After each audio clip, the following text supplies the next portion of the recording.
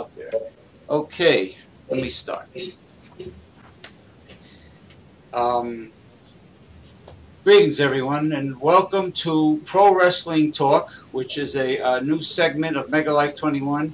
And I am your host, James P. Madonna, or James Piranha Madonna, as the daughter of Andrew Anderson named me. And I am here with my very special guest, the one and only second generation pro wrestler, okay, Mr. Jason Speed. How are you, sir, tonight? Good, good. Thank you for having me. All right. Very, very good. Now, I want to start off by telling people that, yes, he is a second generation pro wrestler. His father was an established, very popular Latin wrestler from Puerto Rico. Well, what was your dad's name? El Blanco.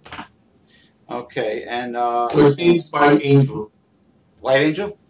Yes. Okay, okay. And how many years was he a pro wrestler? Like, when did he start? Wow, he started when I was about 73.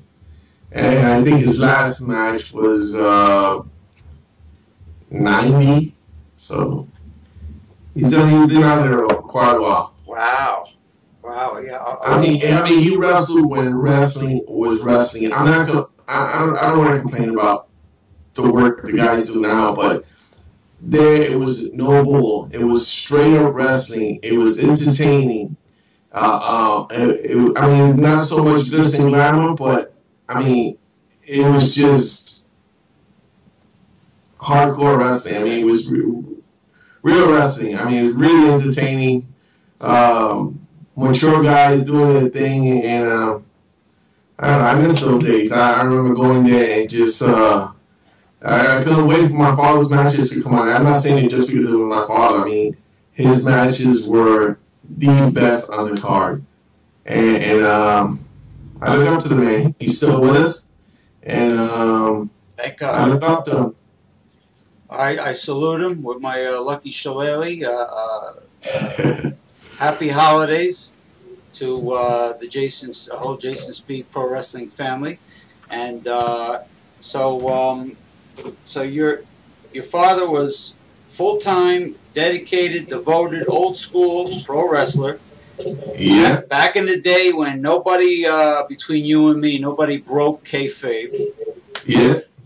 And at that time, it was unheard of to have any family members, anybody that wasn't in the business in that dressing room. It couldn't happen. Nobody should be in that dressing room, and actually when the heels come out, they should come out in a different section two separate yes dressing rooms. Exactly. I mean that business that I saw when AJ walked into the WWE locker room like that, started yelling at Dirk, what's his name, Ziggler. Yeah. Dolph Ziggler, and everybody's in the dressing room.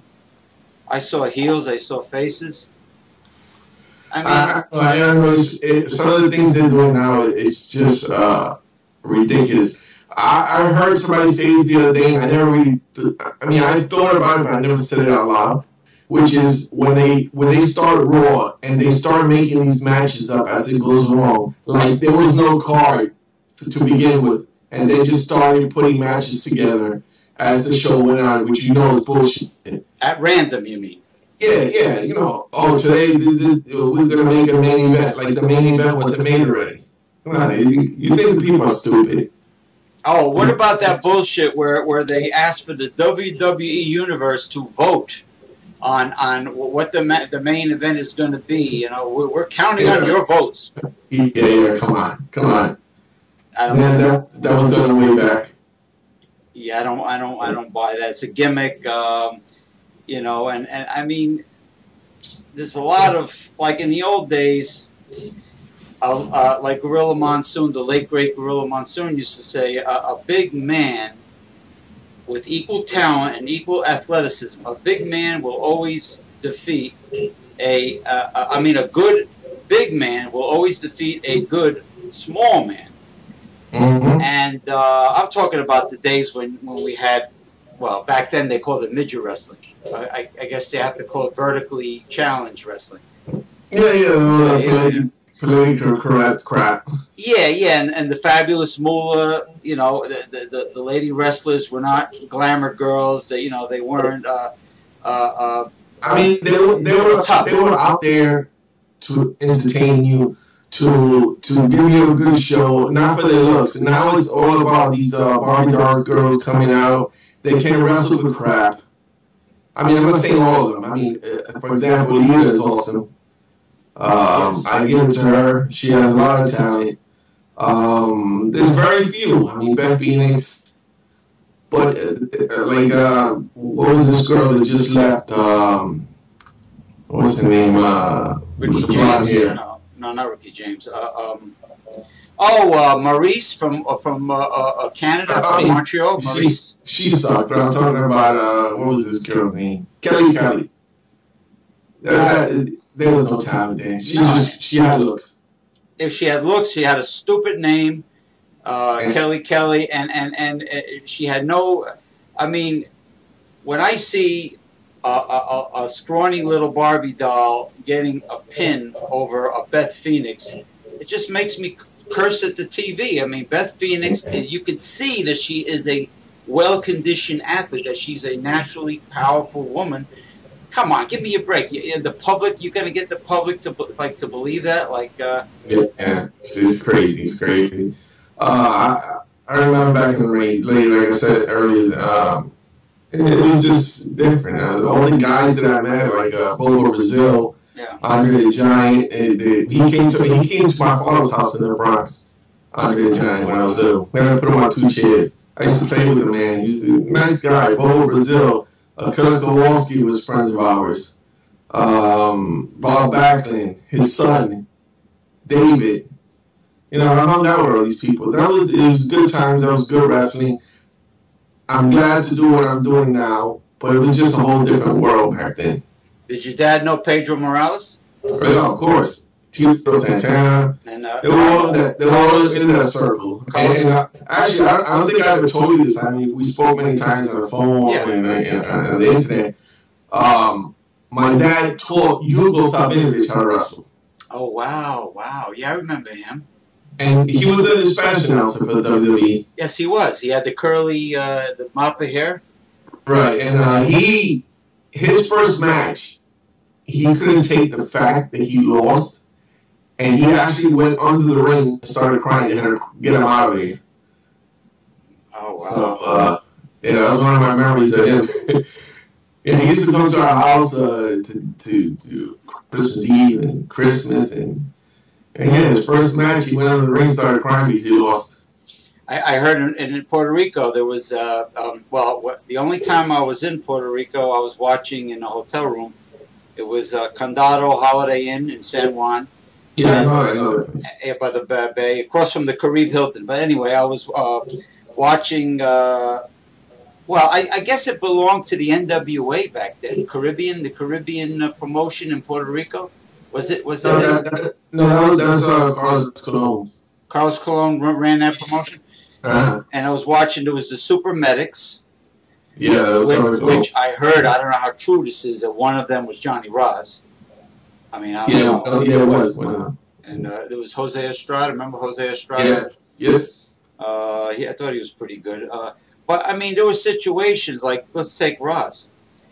The guys that Ross faced, I mean, Johnny Ross looked physically superior to some of these older stars that beat Johnny Ross. The same thing happened with Jimmy Powers. Jimmy Powers looked bigger and more powerful than some of the guys that he lost to. Of course, some of the old timers were tremendous, like Ivan Putski. My God, I mean, yeah.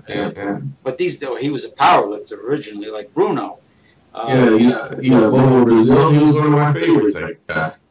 Yeah, he was one of the few African American pro wrestling superstars. One of the first back in the day.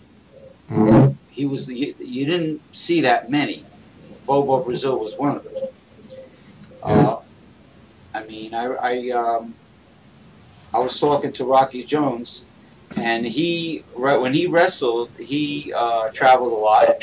He used to work in the Olympic Auditorium. I think that was part of the NWA, where Jimmy Lennon was the announcer. Yeah, Jimmy Lennon. Yeah. Wow, hey, now a long time. To the ring, it's Jason Speed. Yeah. Anyway, they had in those days you had Gordman and Goliath. You had John Tolis, Maniac John Tolis. You had Freddie Blassie was Pacific Coast Heavyweight Champion. Then you had Victor Rivera from Puerto Rico. I wish I would have met a lot of those guys you mentioned, but when I got to the WWF, which is WWE now, they were all gone. I mean, there was people that I was happy to meet, like Savage and Tito Santana, Macho Man, Shawn Michaels that I faced. But most of the guys, all those guys you were talking about, were gone by then. Remember Pampero Firpo from Argentina, the Wild Bull of the Pampas. I used to watch. You know who taught my father? Antonino Rocca. Really? Yep. Wow. Wrestle. Yeah. Yeah, Antonino Rocca. Now I remember. I know if I ever see him signing autographs at an event, I told Andrew Anderson, I says that, the first time I ever saw Greg Valentine was in the Olympic Auditorium. In those days, I was a kid, so I had to watch wrestling on that lousy, stinking UHF station, channel 47, 41, and I had to mess with that stupid. Well, my dad was on channel 47, ringside 41. Yeah, right. And those days they had televised wrestling from the Armory in Paterson, New Jersey. They had Channel 41 was L.A. Olympic Auditorium. 47 was WWF, Vince Senior. And I remember seeing him. John Tolis brought him into the ring, and he called him his $1 million baby, Greg the Hammer Valentine. It was a young Greg Valentine. I was just with him 2 weeks ago, that with that show in Middletown, New York. In Middletown, New York, right. Nice guy, very quiet. Well, he was quiet even when doing promos. He wasn't a very talkative, boisterous person, doing a promo. I mean,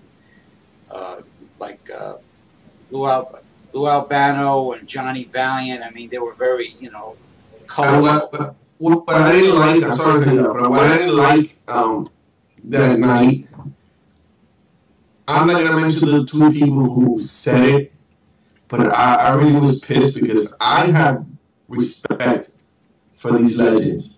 They paved the way for everybody. Yes. Everybody who's making those millions of dollars now, it was because of them. And somebody asked, where's Valentine? I guess he was signing some autographs outside of the locker room. Two particular people that which I won't mention, I'm not going to drop any names like that. One asked the other, where's Valentine? And the other one said something to the effect like because he was slow or something. Oh, he'll make it here eventually. He's the way he walks. Yeah, something like that he was too old. And, I just felt so. Listen, these punks today, they don't want to pay their dues. The old timers pay their dues. Everybody gets older. Someday, those individuals are going to be Greg Valentine's age. And what condition are they going to be? Interesting. When they get to be Valentine's age. So to show disrespect to a legend who helped develop and establish pro wrestling into what it is today, I mean, it's just despicable. I mean, Jimmy Hart was in awesome shape. This man, I don't know, he's a vegan. He looked young. He looked the same. The guy is in tremendous condition. I mean, you're not gonna have him up close. I haven't seen him since we worked the match. I worked a match with him and the Nasty Boys in Canada, Ottawa. I'm telling you, this must have been almost 20 years, and the guy looks the same. I'm not exaggerating. And the funny thing is, when I first went in, I was going to walk to the dressing room. He was outside signing autographs. I shook his hand. Can you believe the guy remembered me? Really? It was amazing. Wow. I said, hey, I know you from somewhere. I said, yeah, I worked a match between the Nasty Boys 20 years ago in Ottawa. He said, oh, right. And, after he was done, he came to the locker room, and we chatted a while. Nice guy. Well, he didn't look like he aged at all from the photograph. He looked the same. No. I mean, he was very nice. He asked if I want to take pictures with my kids want to take pictures with him. And, real nice guy. I know. We had a nice chat. I know the two valets that work with you took a photo with him. I believe. Yeah, they were excited. Yeah. Yeah, they took a photo with. What were their names again? They would get real. They would be happy to hear that we mentioned their names. Remember? Skyler was the one with the short hair. The other one's Danielle. Danielle, and what's the one with the short hair again? Skyler. Skyler and Danielle. And they're from not Orange County. The one Dutchess. Poughkeepsie. Poughkeepsie. Yeah, I think it's Poughkeepsie. Poughkeepsie, New York, something like that. Yeah, okay. Anyway, if you guys are watching, good job, Skyler and Danielle. Okay, you heard it. You heard it from Jason Speed.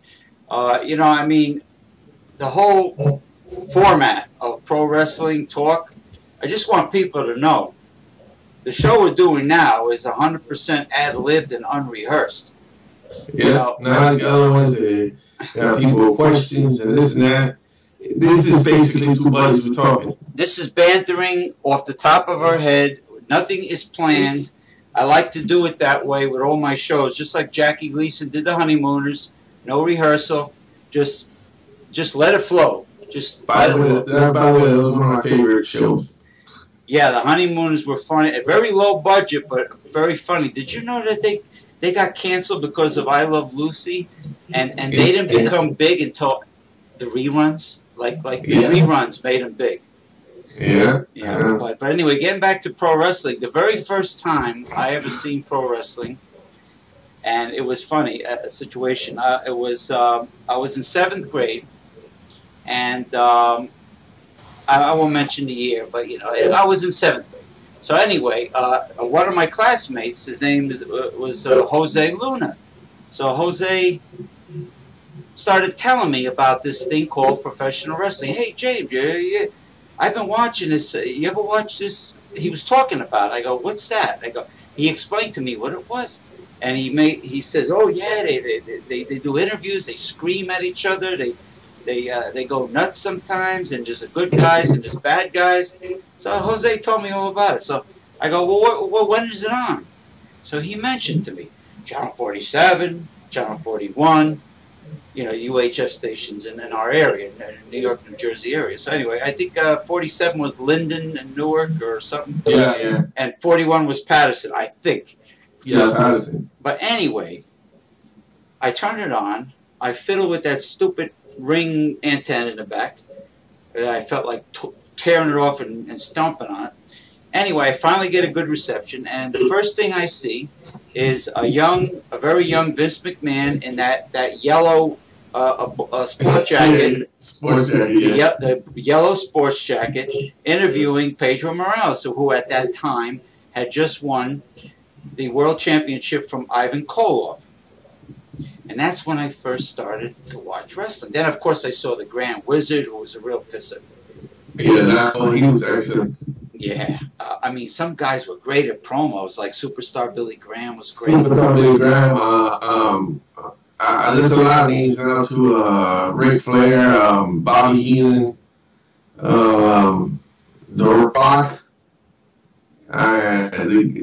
You gotta get to these guys. They get on the mic. And I used to watch AWA, Vern Gagne. of Minnesota. I used to watch that too, and you had the Crusher, and at that time Jesse Ventura was over there. Ivan Putski, was heavier, but he was over there. Bobby Heenan, I think, started with AWA. He's from Chicago. Yeah, the guy is a pisser. He is. You meet this guy, he's funny as hell, man. He's a stand-up comic, even if he. Yeah, he's funny. Mean Gene, I couldn't stand. He was egotistical, and I'll tell you a story about that guy. When we first got there, I went up there with a buddy of mine. They called me up first. Right. And asked if I needed, I knew anybody else that wanted to come up. Right. They'll pay the car rental, they'll pay the hotel, everything. So I got a buddy of mine that started out with my dad and I. His name is Panther Rodriguez, but at that time he was Johnny Blades. So we get up there, I think it was the second day. We're walking from the commissary, from catering to, we're going to go out to the mall. Right. A bunch of wrestlers are standing around, and what's this guy's name again? Mean Gene. Yeah. Grabs my friend's balls. What the? As a joke, I'm not kidding. In front of everybody. Everybody starts laughing. If it was me, I don't care. I would have punched him in his face. And then my friend just laughed it off like it was kind of some kind of joke. And then, I didn't like his attitude. He was egotistical. He's very, because he was been an announcer for so many years, from AWA to he was been all over. I guess you mean his personality was like that. Yeah, he's just egotistical. Yeah. Well, another funny story is another one, which was funny. I was with was about to have a match with the Nasty Boys. Yeah. So they had a card game going on. So I don't know where Tito Santana was, somewhere else. So anyway, one of the Nasty Boys asked my partner that went up there with me, and we knew there at that time, nobody knew us. Mm-hmm. But God was there. So he asked my friend, hey, can you tell Tito to come join the card game? And can you believe what this guy said? He tells one of the Nasty Boys, why don't you go tell him yourself? I said, holy shit, they're going to kick this guy's ass. So they both surround him in the locker room. One has his back turned, and he winks at me like, I'm not going to really do that. And they're like, what the fuck you said? What are you going to do? Huh? Want me to kick your ass right here? My friend was shitting in his pants. And then I think it was like 2 hours later they announced we were going to have a match with them. So they called us into the locker room. When we get in there, it was Bret Hart, or Hawk and Animal. Okay. And I forgot who else was there. So we're going over the match, and they decide I'm going to get a double DDT, and my friend is going to get the Sting face because they didn't like him. So anyway, can you believe they didn't know how to do a DDT? So they bring me over to Bret Hart to demonstrate how to do a DDT. And as we're sitting there, Animal is sitting on a bench, listening to what we're saying. Hulk comes out of the shower, takes off his towel, and grabs his cock and hits Animal over the shoulder with it. That was the most hilarious shit I've ever seen. Everybody in that locker room was pissing in their pants. Hulk got up. Animal got up. He wanted to kick his ass. God rest his soul. All we heard was this. It was funny as hell. Yeah, the late Hawk, God rest his soul. That's another talk show for another time. How many wrestlers passed away before their time? But unfortunately, that's funny. And another guy that passed away that I had trouble with was Kurt Hennig. When he started drinking, he was real a-hole. How about Scott Hall? I heard he's a heavy drinker. Scott Hall? Yeah. He was there at that time, but at that time he just had started, so he was saucing it up. But I finished the match, and me and Macho Man at the arena, we got to talking. So anyway, that night everybody goes out to a bar at the Holiday Inn. This was in Glens Falls, New York, and I see Macho Man at the end of the bar. This is a guy I've seen growing up, and so he's ordering some drinks. I call the bartender over. I say, "Tell Macho Man the drinks are on me." So he does that. Macho Man really appreciated it. He came over to me. We sat. He said, "Thank you." We sat. He asked me about, how I started, and we talked about Elizabeth. That's when he got divorced. So at that time, the guys were not too fond. The guys that were established were not too fond of quote unquote jobbers.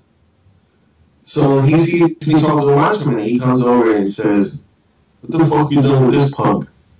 I said, "What?" I said, "You want some of this?" I didn't care. I was going to be punked out.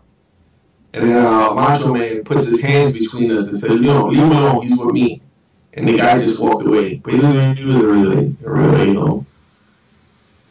Oh, man. Ricky Steamboat seemed like a really nice guy. I was talking to him a couple of times at a show. He did like some kind of for JCW, Jersey Championship Wrestling. He did like a wrestling seminar for the young workers. Very nice man. There's a lot of nice people, I'm not saying Kurt Hennig wasn't a nice person, but when he drank, yeah, it just wasn't. I mean, from my experience, I can't speak for anybody else. Me and Gene, I don't know what was his problem grabbing other people's nuts, but no. And that's what that's his thing. I don't know. I mean, what's his name? King Kong Bundy was very nice. He's married to a Philippine girl. He was very pleasant. Talking. Who's a hell of a nice guy? Davey O'Hannon. You ever meet Davey O'Hannon?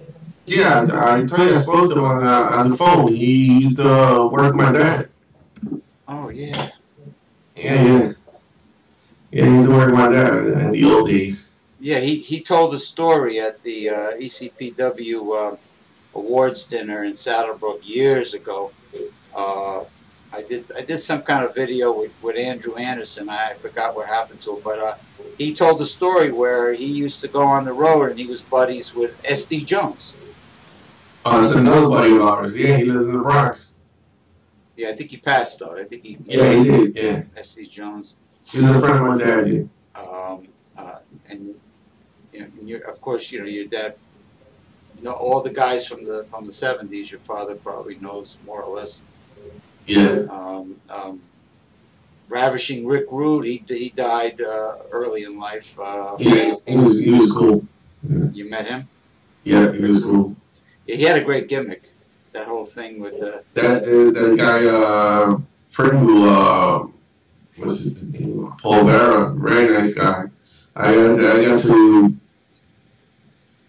become friends with the Undertaker and Charles Wright, which is the Godfather.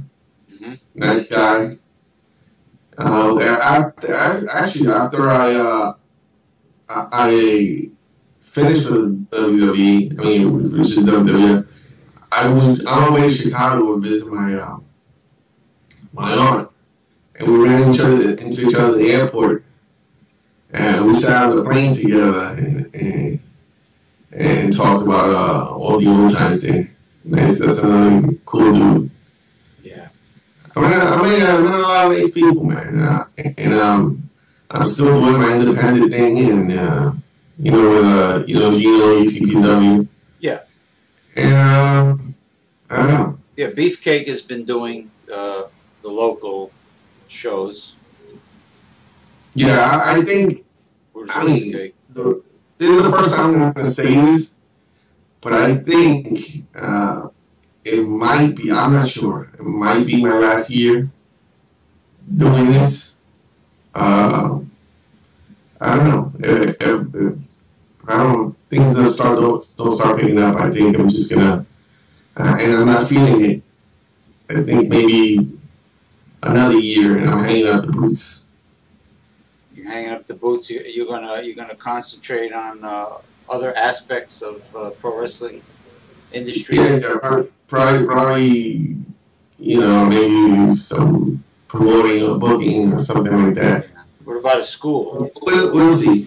You think of opening up a school too? Actually, that's what my dad wants to do. So, it's a possibility. Maybe some managing, I don't know. Yeah. Well, that's good. I mean, how do you feel right now? How do you feel physically? Do you have to deal with a lot of aches and pains every day? Yeah, my back. I mean, I've been doing it for a lot of years since I was like 12. You use a heating pad when you lie down? Yeah, heating pads. Painkillers? Sometimes, yeah. I don't want to get too much into that. I see what happens to guys well, when they get try Aleve. Naproxen. Aleve is over the counter. Yeah. It's strong. It's good. It did more for me than Percocet, to be honest with you. Yeah? Aleve, yeah. But heating pad, the old standby is great. Well, of course, when you first get hurt, you're supposed to use ice, and then heat later. But you're in there for a person who doesn't wrestle. You're in there. The adrenaline is pumping. You don't feel nothing in there. I mean, you might feel a real serious bump or a punch in the face, but I mean, you really feel it when you get home. When you get home and you're about to take a shower and you lay down, that's when you start feeling all the bumps. Because the adrenaline is like anesthesia in a way. Exactly.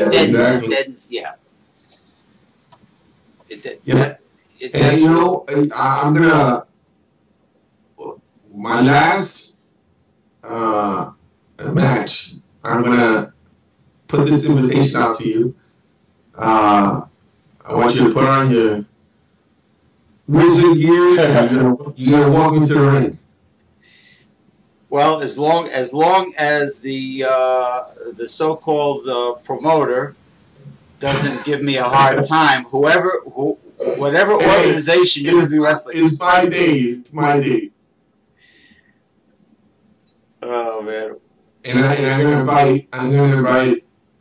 All my old buddies, man. It's gonna be a party. Yeah, I appreciate that. We could go on and on and on. I could start talking about the old Georgia Championship Wrestling in Florida with Gordon Soley, NWA, Four Horsemen. There's more legends coming. I think the NWA is the oldest wrestling promotion, I believe, in the world. The original NWA. Well, we're going to have to do another second part to this, man. Yeah, because I have a feeling that this is going to be a series. Oh, yeah, of course. It's too much to talk about. It's really, I'm seriously, folks. Stay tuned. And I want to tell all you people out there, you're seeing him now. Jason Speed. Now, just tell people real quick all the organizations that you have worked for before I plug you. Okay. I don't mean plug you. I'm not gay. I mean, promote you before I promote Jason. Yeah. Okay. I'm gonna fart. Hold on. UWF. I did some AWA. WWE, which was WWF. UWF in the Dominican Republic. Been to Iceland. Oh, a lot of places. What was that? What was that? Some hardcore wrestling in Queens. I forgot the name of it. Extreme wrestling, something like that. I did a lot of stuff. And now with ECBW, trying to branch out a little more. And you guys want to reach me out there, if you see this video, you go to jasonspeed.webs.com, or you can find me on Facebook at Jason Yemes, or you can email me at jasonspeed146@hotmail.com. If you got any questions, any bookings, anything like that, If you want to get into the wrestling game, I'll answer your questions. And I had a good time today, man. And you know what we'll do if you are incapable, you jabronis out there, if you're incapable of writing down what Jason just said, of course you could pause and you can replay the video, but you can also drop me a line and say, look, I need to get in touch with Jason Speed on YouTube. If you want to send me a message, and I'll relay the message to Jason Speed. So if you want to book him or employ his services in any questions, way, yeah, I'm happy to answer. I'm not one of these. And believe me, when I get a email or a question sent to me, I answer back. So if you have any questions about old school wrestling now, or what I've done, or anything you want to get into wrestling, any ballets that want to get into wrestling, there you go. You want to put your foot in the door, I'll try to give you a hand. But they have to have what it takes to get involved in this, because you can't look like an average girl and get in the ring and expect to entertain the public. You got to look great. You got to look like a car show model. No mustache. No mustaches. No European hairy legs and hairy armpits. No side order of salad under your arms. Make sure you shave nice. You got to be hot looking. You can't look like you have Don King in the headlock. No Don King in a headlock, and you got to be in shape. You remember with what was that show with Steve Austin and Hugh Morris that did Tough Enough. The Tough Enough. Some of those guys it was their responsibility to get in the best physical condition of their life to be on a national or worldwide television show like that, and they did not do it. There was a few of them that were not in condition for that. And this is what Steve Austin mentioned, and he's right. I know they made fun of them behind their back. I felt bad. But look, you're going to be on national TV on a show like that. It's your responsibility to get in the best shape of your life for that show, and they didn't do it. Yeah. Well, yeah. It's been a good time. Yes. I gotta get up early, do some things. Okay. But it was a pleasure. We gotta do this again. We'll do it as many times as we have to cover all the bases. Now, yes, we will. And one of the things that bothers me about wrestling today, excuse me, let's take a baseball star. I heard that some of these stars like Alex Rodriguez charges hundreds of dollars to autograph your baseball bat or your baseball glove. Listen, you know what? You're going to fire me up now. I was about to leave, but I got to say something. You brought that up. I'm not going to mention what a company, but I pretty much know you're going to know what I'm talking about. All right.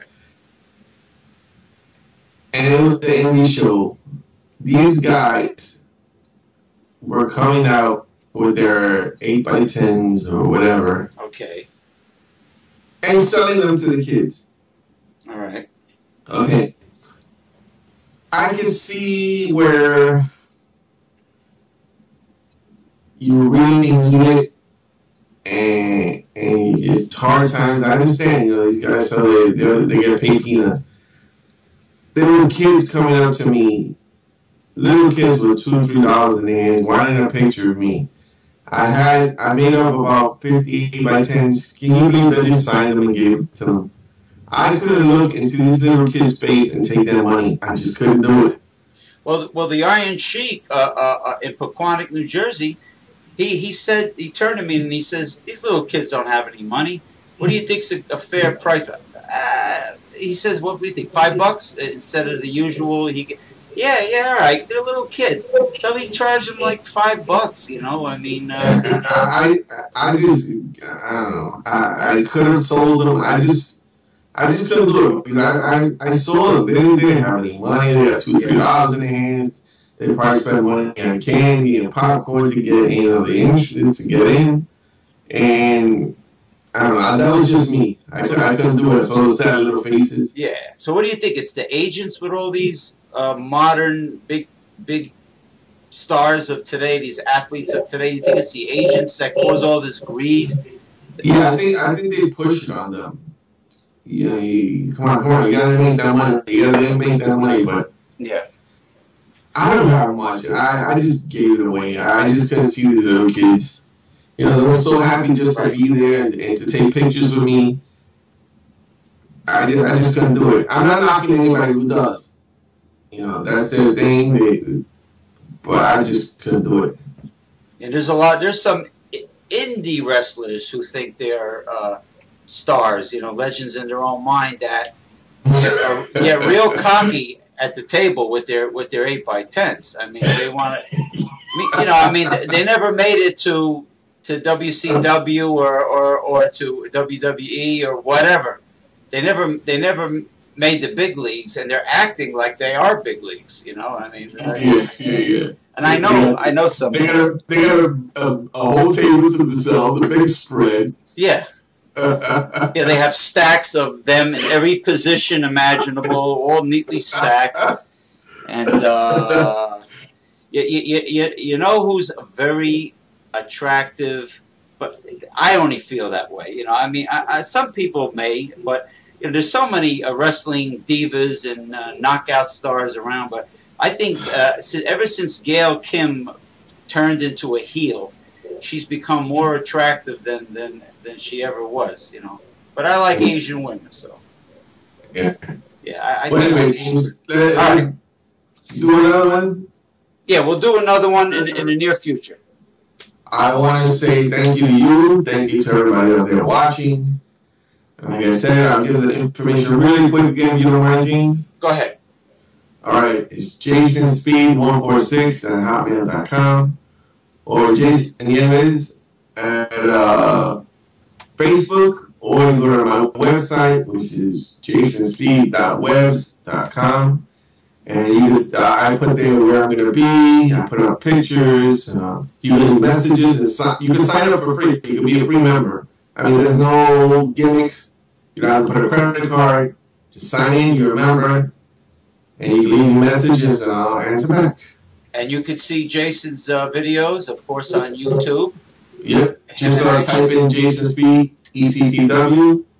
And actually, you can see the one that, one of the ones when I wrestled in the WWE against Nails. It's on there too. Okay. Sounds great.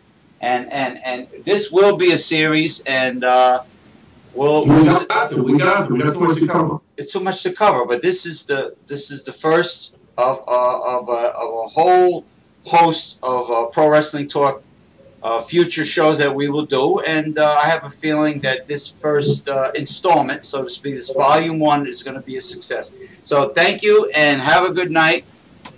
This was spur of the moment. This was a spur of the moment show because it happens to be late, here Eastern Standard Time in the New York, New Jersey area, and it was totally spur of the moment.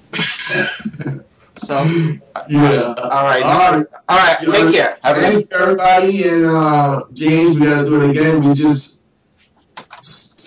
getting the surface of this conversation. Yes. There's so much to talk about.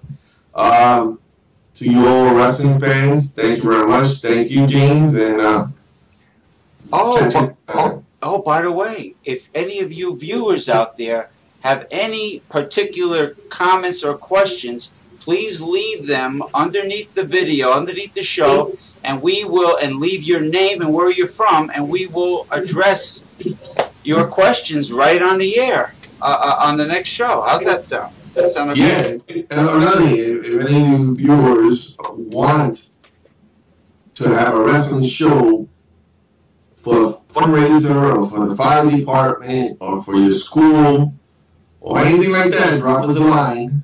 That's right. And you have any ideas for a show, drop us a line, and we'll get back to you and see what we do. Yeah, if you have a building and you have is a worthy cause you want to raise money for, absolutely. Jason Speed is not only a top-notch second-generation wrestler, but he promotes, and he knows a lot of people, so definitely contact Jason Speed. and or myself, and I will relay the information to Jason. Thank you, Jason. You have a good night. People, take care. See you next time, James. Bye-bye. It was great.